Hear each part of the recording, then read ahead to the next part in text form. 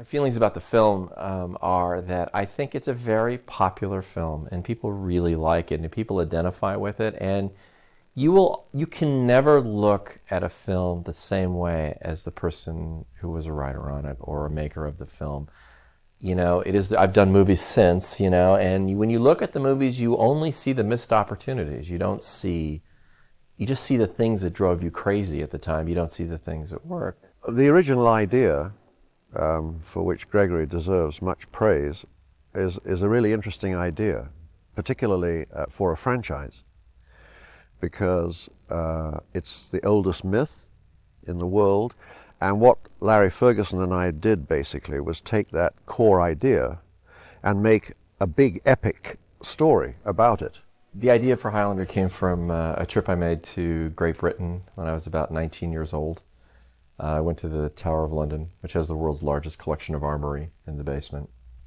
And I was walking through it thinking, wow, what if you owned all this? And I thought, well, what if you'd actually worn all this? Because, it was everything there from like medieval Italian to Japanese to whatever.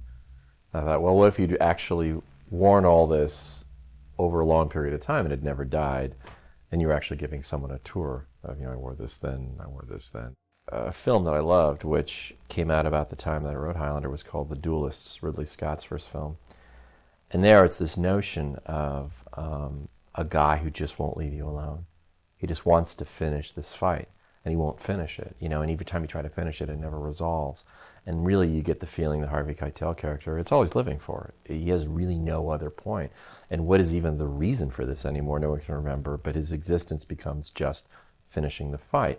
And to me, that was a very classic dilemma for the main character and how you interact with a person like that.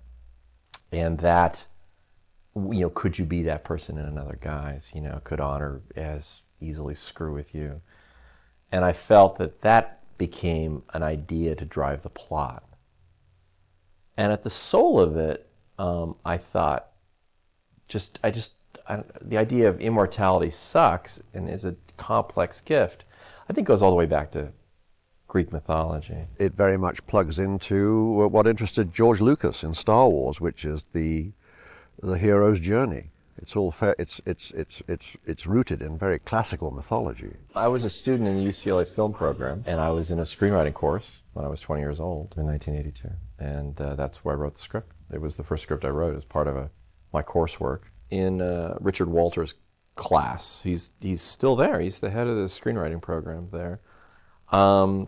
He also teaches screenwriting in kind of these seminars around town, and I think maybe even internationally. He has some screenwriting books.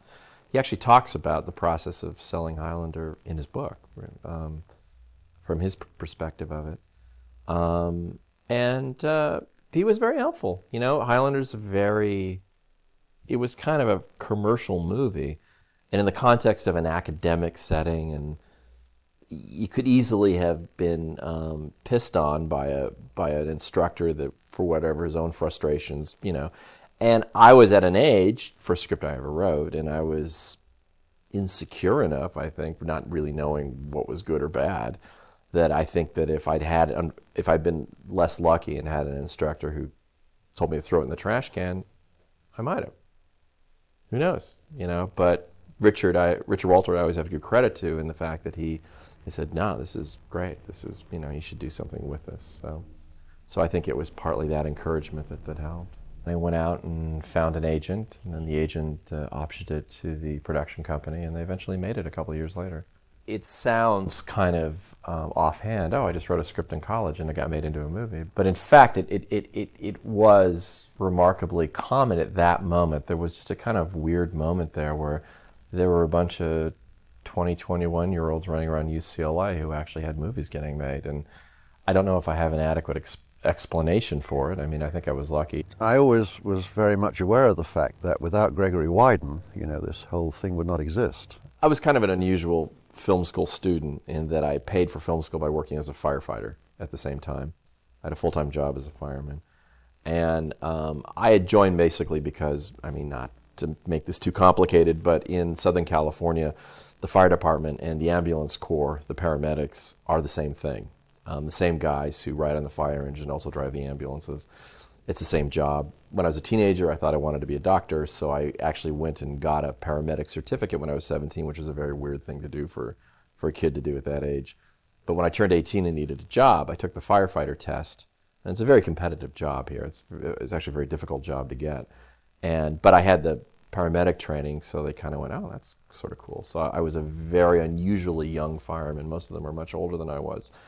And so it was kind of an odd lifestyle at the time I was writing Highlander, because on the one hand I was into burning buildings, and then I was, going to class talking about Japanese cinematographers, and it was sort of an odd time in my life. And I don't know what that did or didn't affect in the writing of it, but much of the screenplay when I was writing it was written in fire stations or on the, in between fire calls, and and I guess I was carrying an axe a lot of the time, so maybe that had some influence on it. I don't know. I think it's a brilliant idea to want to make a story about such a person. This guy in a long raincoat with a sword, feeling rather sorry for himself that he had to be immortal. And I think the producers hired Ferguson and I to really create an epic to go with that idea, that there are a group of these immortals who have a particular destiny that they must fulfill. And therefore Connor MacLeod becomes a reluctant hero because he doesn't want to have anything to do with this. And he's been alive for centuries. And way back after the Battle of Kingussie or whatever it was, here comes Ramirez, Sean Connery, to tell him that he has this extremely powerful destiny, and that if he doesn't fulfill it, the world will come to an end, basically, and the Kurgan will prevail. So that's a classic epic story. It's not the most original story in the world, but it's a tried and true epic structure. And so that's really basically what we brought to it. A lot of other stuff too, a lot of comedy involving the mortal police who are trying to make sense of what's going on and why all these guys are running around New York and doing all this stuff. But at the core, that's really what Larry and I did. I think in general the script I wrote was probably more serious than the movie. Not that the movie's not serious, but the movie's more farcical in parts and more comic booky in parts. And I think it was a much more intimate, serious film that I wrote. And I think that I was also very obsessed in the screenplay that I wrote about the rules and what I felt these people could do and couldn't do, and what they could experience and not experience. And there were times in the movie where I felt they sometimes did things because they thought it would look good, but didn't really adhere to that aesthetic. And it was just little things like that. I don't think the average audience member cares, I mean, the essential story that I wrote is there. The essential issues are there. The essential emotions that go through it are there. Some of the characterizations were changed, some of the dialogue and stuff, and some of it leading to kind of perhaps more that lighter thing like that I'm talking about. Also, let's not forget that the contribution of the director, Russell Mulcahy, was huge. One of the producers called me and said, "We think we have a director. He's an Australian. His name is Russell Mulcahy." And I said, "Well, who is he?" And they told me a little bit about him. And I transferred all that information to Larry Ferguson. I called Larry and I said, well, they think they have a director. He's an Australian. He's done a lot of videos for Duran Duran. And the last film he made was called Razorback. And at the climax of it, the heroine is eaten by a giant warthog. So there's a long pause, and Ferguson says, "This may be our guy." And as I understand it, that's how Russell got involved. We did have script conferences with Russell, but it wasn't really so much because he needed any further input from us. I think that what turned him on was the stuff that was on the page. And we were there for the shoot, so anytime he wanted to discuss something with us, he did so. He's Australian, of course, and we're English. I'm English, and Ferguson is American. But we all got on fine. I regard Highlander as being certainly one of the important films that I've ever had the luck to do. I thought, it's a question of luck sometimes about what you do and don't do. And that I've made many films, as it turns out, and on the whole, I think I've been very lucky. But certainly I would, put Highlander high up among the sort of milestones. Highlander was a pretty interesting film at that stage in my career to work on. I think it was only the fourth or fifth film I designed, so it was an interesting experience, interesting visual experience. Alan Cameron, who was a brilliant art director, he constructed sets, of course. Some of the things were done in actual real locations. Some of the things were done in sets. And, of course, the element of the set becomes another one of those things which I say make up the whole film. I mean, what gives the film its character. Well, it's quite an interesting experience, really, because I'd heard that the film was going to be made. And my family comes from the west coast of Scotland, so I was quite intrigued in the title of the film, Highlander. And it was just one of those strange coincidences because as I say, I was pretty interested in the title. And then suddenly I got a phone call to go and see Russell, the director, at Blake's Hotel, I seem to remember. I'd never met him before. I'd seen some of his pop promos, obviously, because he had a really good reputation for doing these pop promos. I think it was Duran Duran Wild Boy, I think it was called at the time, which was fantastic, with sort of windmills and very dark and moody, and I liked the look of that. So when I got the phone call from him, I trundled off to Blake's Hotel and met Russell, who we got on pretty well, and he gave me the script, and I read the script and loved it, and about a week later he said, "Would you like to do the film?" So that's how it started, basically.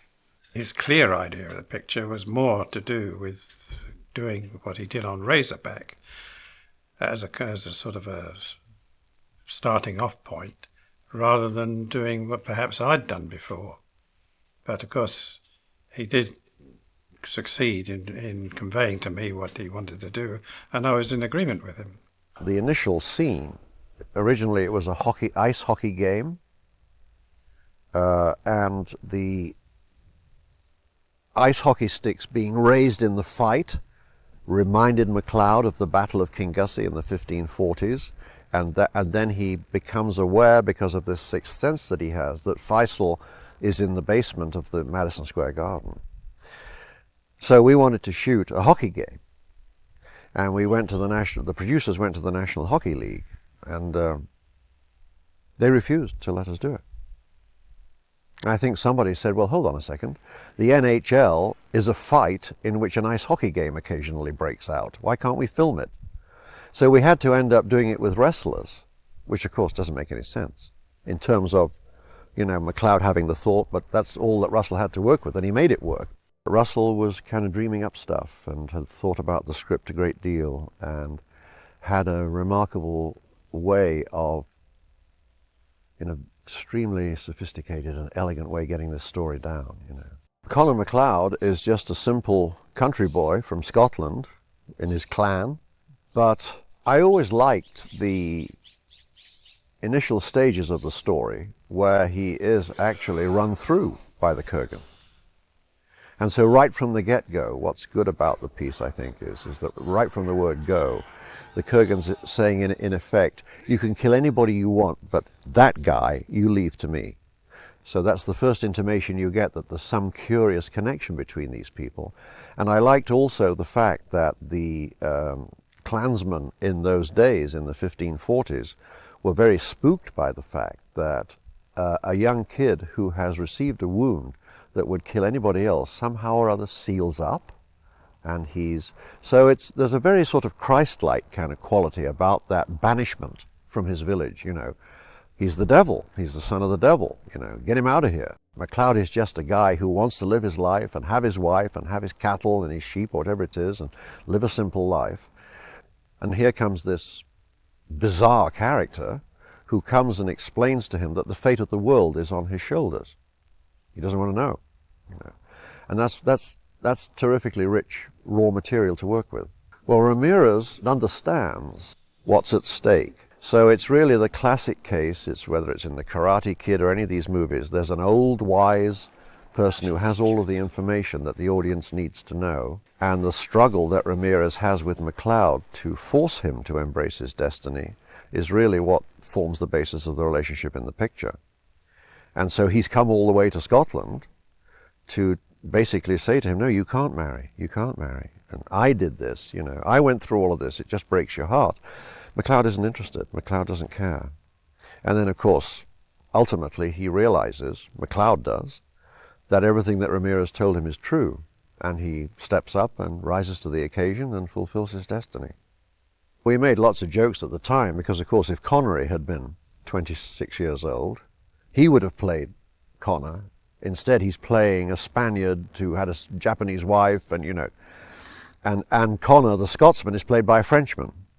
But the thing about Christophe that I loved was he had a kind of mystique about him. And he looked real good in that gear, you know, when he rides out to battle and all that stuff. I mean, he was just very cool, and the kind of quality that he brought to it, I thought was perfect, because even the slightly French accented voice somehow added to the mystery and the timelessness of his character, that he'd been alive through all these centuries and doing all of these different things, you know. And he was also a very sweet guy. We had a ball working with him. Scripts usually have very brief descriptions of what the set should be like, thank goodness, because then, you know, the art director or designer can use his imagination. So in a case like MacLeod's loft, exactly that. It said MacLeod has a New York loft. So it could be millions of different combinations. So as a designer, I like to actually read, obviously, all the scenes that take place in the loft, see what the main action is, and then start designing the sort of space around the action. And gradually, then you talk to the DP about how he might light it, whether he likes backlight or side light, or how he sees it should be lit. And then I like to incorporate the windows into sketches. I do rough sketches. Then I do sort of fairly large scale models so we can sit around and work out how it's going to be. And then obviously on every film you have to work to a budget. So I don't know what the budget was for the loft, but it's very specific. So it might be, say, $50,000 to build the loft and $10,000 for the dressings. So you have to build it. You can't obviously build $1 million loft. You have to work within the budget as well. So you can gradually refine it down, and then obviously the choice of colours and the choice of furnishings try to reflect the character in the script. So it's a gradual process, and it's rather like, I always like to think of it as painting a picture. You know, when you want to paint a picture, you have some idea what you want to achieve at the end, but you modify it gradually, and as forms and colours evolve, and gradually the thing becomes more concrete. Russell talked about a transition, I think he'd done it as pop promo, and said, do you think this would work? So we had a special aquarium built, and it's a very clever shot, I think. As far as I remember, you hear MacLeod, the aquarium is right behind his head, and you hear a slight noise, and he turns his head and sort of starts to look at the aquarium, and then you hear the singing come up, which is Sean Connery singing, and gradually you see a boat actually on the water of the fish tank, and the dissolve takes place. It was rather clever of Russell to do that, I thought. It was arranged by, again, a contribution by the art department, the art director, by making an aquarium of the sufficient size for us to be within the borders of it, and could make a movement through it, a rising movement. And we duplicated that rising movement in a box which we sunk into the lake. The box was about the size of a metre square, something like that, and probably about a metre deep. Difficult to sink a box like that. You have to have hell of a lot of weight in it. You know, you obviously don't want the water coming inside. The whole box and the camera lifted together. So we wanted to have enough space to be able to rise up through the surface of the water. And we had to then, in the editing, make sure that we edited the similar line in the tank which we took on location with a glass front. So in one case we're outside the aquarium, and in the next case we were inside the aquarium looking out. But because the two were similar to backgrounds, and because the movement of the water was sufficiently indeterminate, that we were able to link those two elements.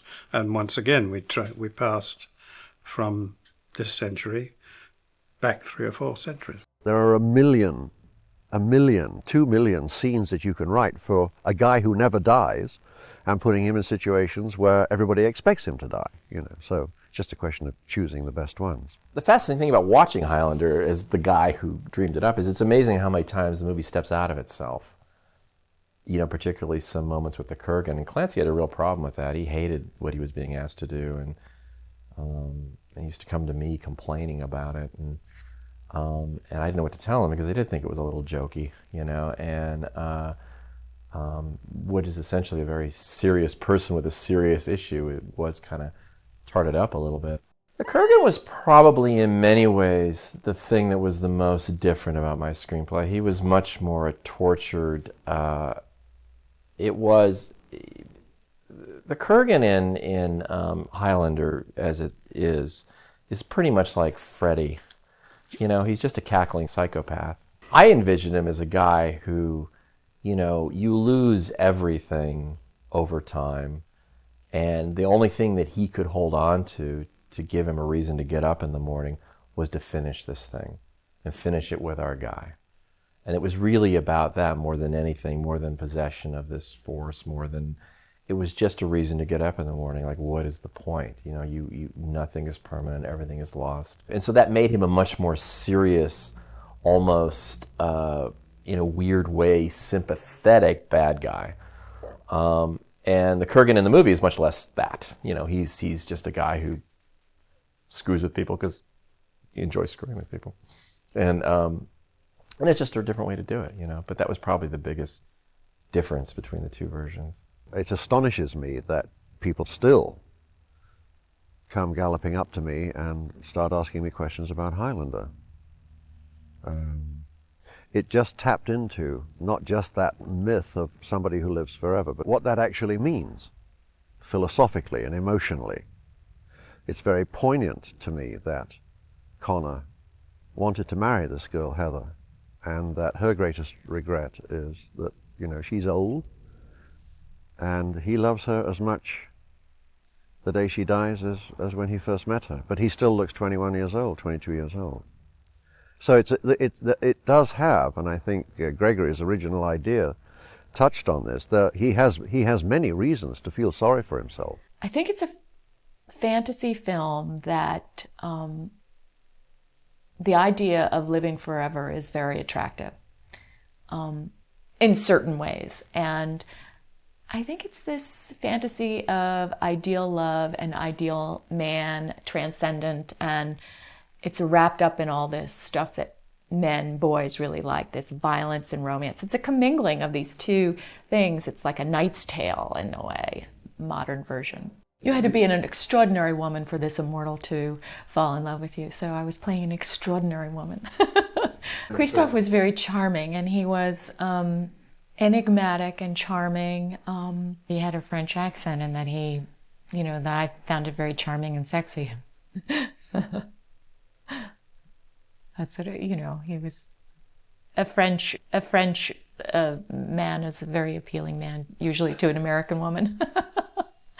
I think the idea is it's almost the classic vampire tale, you know, the woman he loved hundreds of years ago now appears in another guise and seems the reincarnation of the woman he loved, you know. And I think that was sort of the notion of it. I think the idea of, it's kind of a classic story, I think the idea that someone who has not allowed themselves to get close to someone else for centuries and then finds someone that, for whatever reason, reminds them of that other person and kind of opens themselves up again. You know, it's kind of a classic device, I think. It's also a way to access the sadness of the story too, because for him to be drawn to someone else indicates the loss that happened before. The Highlander itself is on some basic level a tragedy. You know, it's about loss. And I think that's what takes it a couple of notches deeper than guys running around with swords because one wants to rule the world, because there's been a million movies made like that. And I think in the case of Highlander, what makes it different, I think what resonates with people, is there is this sense of loss in it, in tragedy. It is in many ways, amongst being other things, a tragedy. And I don't think any of the other sequels or any of the other interpretations of it have ever captured that essence of it. That Conor McLeod, you know, in his deepest of part of his heart, he was just an average guy trying to get through with a really terrible burden, and he chose to process it by becoming isolated. His is a story of isolation. But the most attractive kind of theme to me for a movie is a hero who, in spite of his own misgivings and in spite of his own anxieties and depression, has to step up and get it done. There's a lovely vibe about the whole piece. It works, you know, and it works at different levels. You take any 8-year-old who watches it, and it's just so cool that they take people's heads off and the power transfers from one person to another. But at a deeper level, something is going on which that child might not completely grasp at the time. But the reason why, the idea of seeing the movie again when he's 10 years older or 15 years older, I think that's one of the reasons.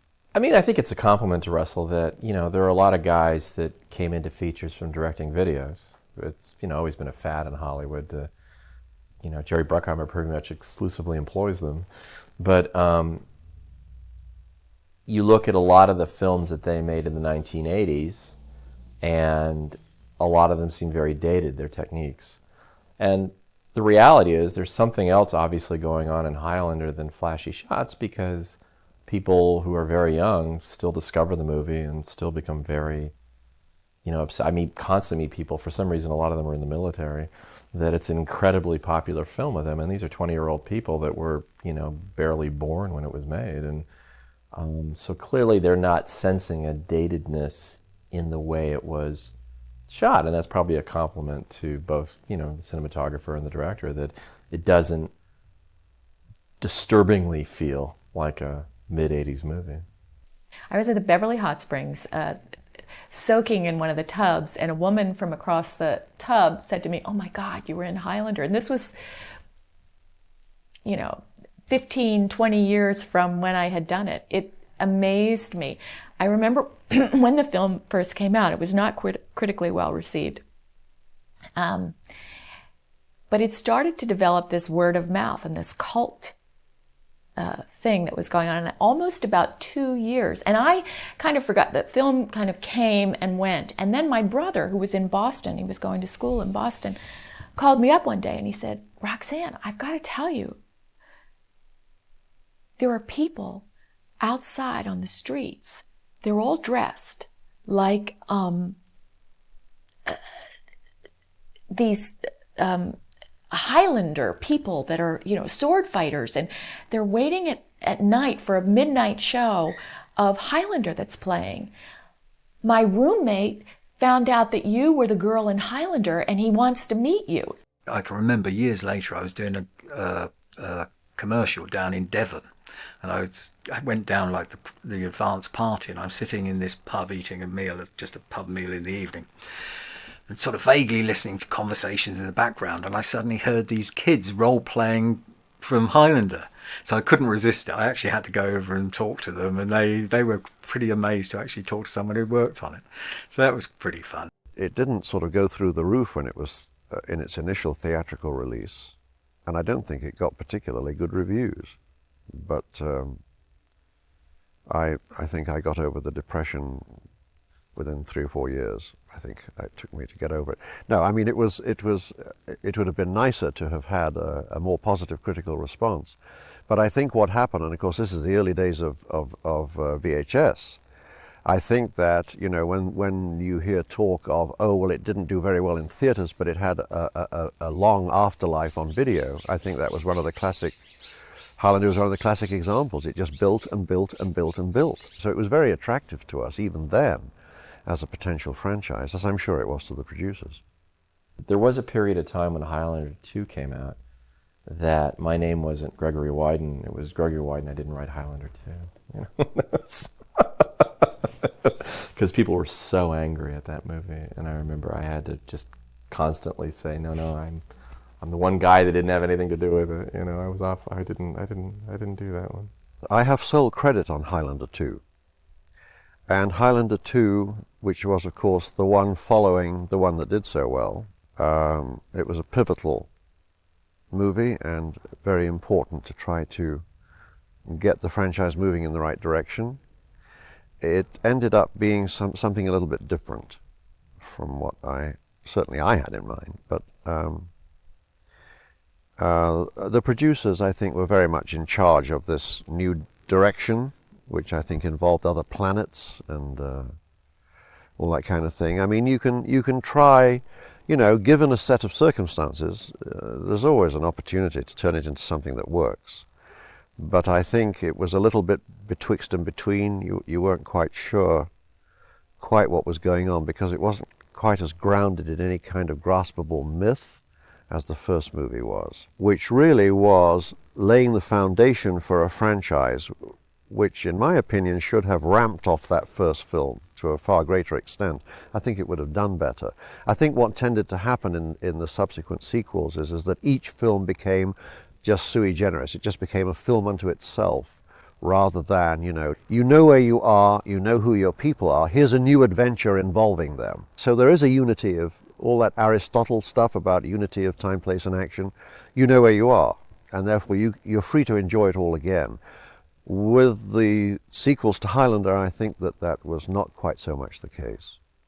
I don't like this modern technology domination so much, because there's no inventiveness, and the audiences have come to sort of blasé, really. They expect an enormous number of impossible vision, and they are all impossible, but they're all there. You see them happening. There isn't anything you can't do. So that makes it, to me, less interesting. There is no sort of classical filmmaking. It's all surrounding this technologically driven concepts of visual excitement, and it makes for what I see as being a chaotic and much less meaningful. It's rather like like a pop video, it's pop video. And of course all that's arrived from advertising, all the elements which people dare to do. Going back to Highlander, one can say what Russell Mulcahy wanted to do was right for that time. It hadn't existed before, but he did it and got away with it, and it worked as a way of making a movie. Well, the firefighting job only really lasted through film school. After Highlander, I pretty much didn't need the money. And also, that's a job you either do or you don't do. And I was running away to be on film sets, and, it's not fair to the people you work with who depend on you for their life that you got to stay toned, you got to be there. And so I left. And then, young, just out of college, I left. I only did it 3 years. And then I just went on and I did a lot of television. I did the film Backdraft with Kurt Russell and Robert De Niro. I wrote directed The Prophecy. There's been 4 sequels to that, and I'm doing a pilot now for Fox, and done some other stuff and TV movies, and I had a television series on with Spelling and just stuff like that. So.